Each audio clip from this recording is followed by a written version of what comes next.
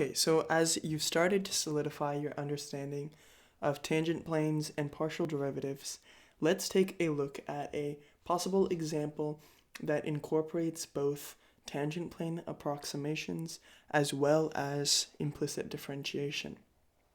So let's say we have this following sphere. We have 1 equals x squared plus y squared plus z squared.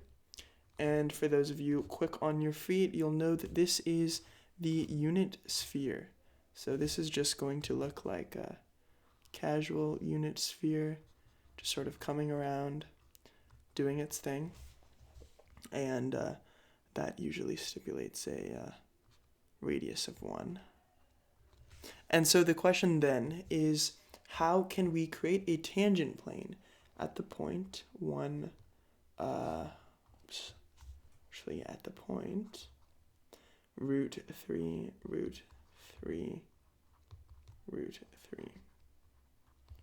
So the first question you should always ask yourself is this actually a point? And the answer is no, it's not a point. If we plug this in, 3 plus 3 plus 3, then we get 9. And 9 does not equal 1 like it's supposed to. And so right there, we have, if you get this sort of problem on a test, this is where you'll write something like, no tangent plane exists. No tangent plane exists. And this is because the function is not even defined at this point. This set of points is, this point isn't included in this set of points.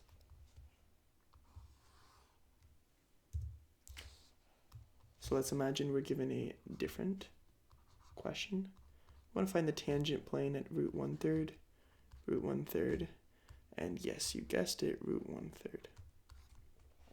And let's start, I think, the best place to start is probably with the idea of what should a tangent plane look like in terms of its form. And we've discussed this previously in a few different examples, and it usually takes the form of z, and then you have partial f, partial x, and this is usually x minus some value a, and then you do partial f, partial y, times some sort of value b, or some times y minus b, and then you add on this z initial. And this is a function, or this is an equation that really, although you may have it memorized, it should make sense to you, each part of it. And if it doesn't make sense to you, if you can't really explain each one of these, then it's worth going back to this equation and going back to the tangent plane videos to really understand that and make sure you understand this question. Okay, but now we run into a roadblock, and the roadblock is we're not given a function that really works with this. In the past, we've always been given functions that maybe they were f of x, y, and maybe it looks something like x squared plus, 4xy or something like that. And it was easy to find these partial x and partial y's. It was as easy as just taking a simple derivative. However, for our intents and purposes, this can't really be done with this equation. And so what we have to use is something called implicit differentiation to figure out how this function is going to change in terms of x and y. And so what's key to note here, and if you really understand this equation really well, like you should, you'll notice that we have this f here.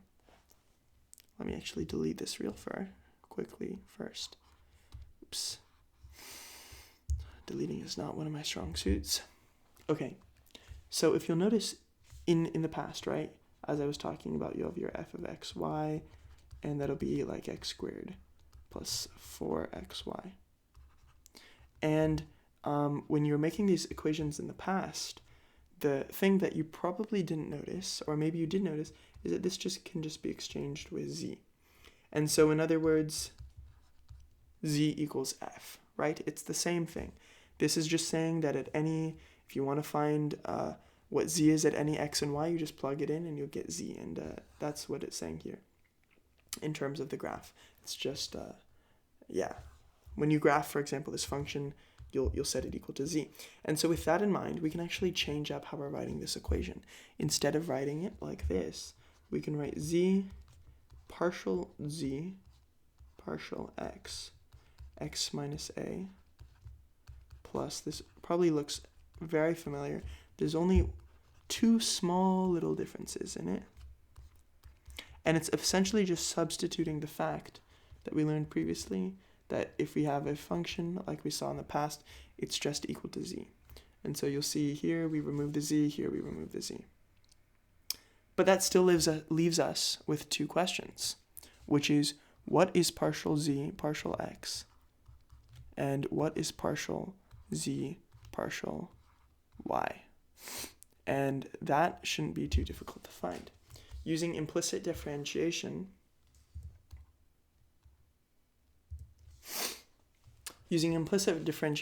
let's just do some implicit differentiation on it.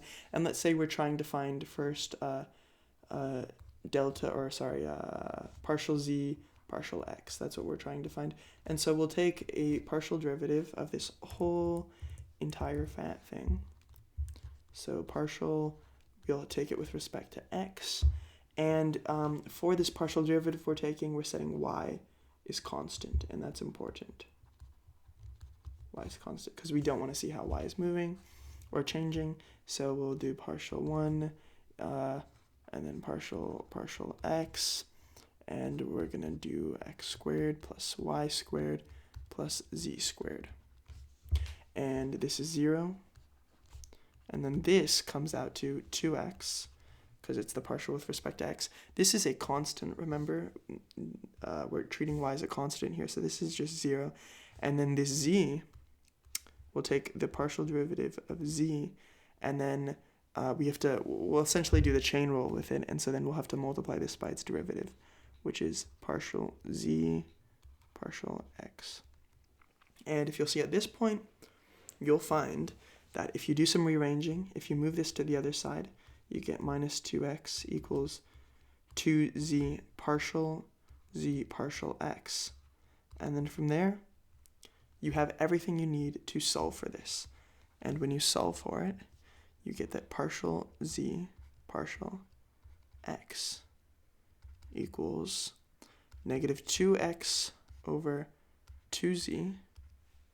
And thus we can say that this is just x negative over z. So that wasn't too difficult to do. And it was decently fast as well. We just used some implicit differentiation and got exactly the number we wanted.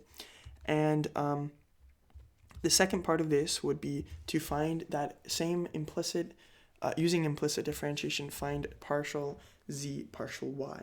And if you were to actually carry that out, you would see you would go through exactly the same steps as what we just went through, except you'd get partial y, z over z. Sorry, not partial y over z. Sorry, negative y over z. And what's key to know about when you do it this way is that in this case, when you do this partial derivative, partial implicit differentiation, you'll want to keep x as a constant and treat it like a constant throughout your work. Okay, so now we have essentially everything we need to write out our equation. And remember, we have had our equation from the past. I'm going to write it in its original form, x minus a plus partial f partial y minus a plus z initial. And if we plug everything in, we're going to get our final answer, which is z equals this. And if we evaluate this at this point, it'll be a negative, or a negative square root 1/3 over square root 1/3. That's just negative 1. So negative 1 is this partial derivative there. X minus a is just 1/3.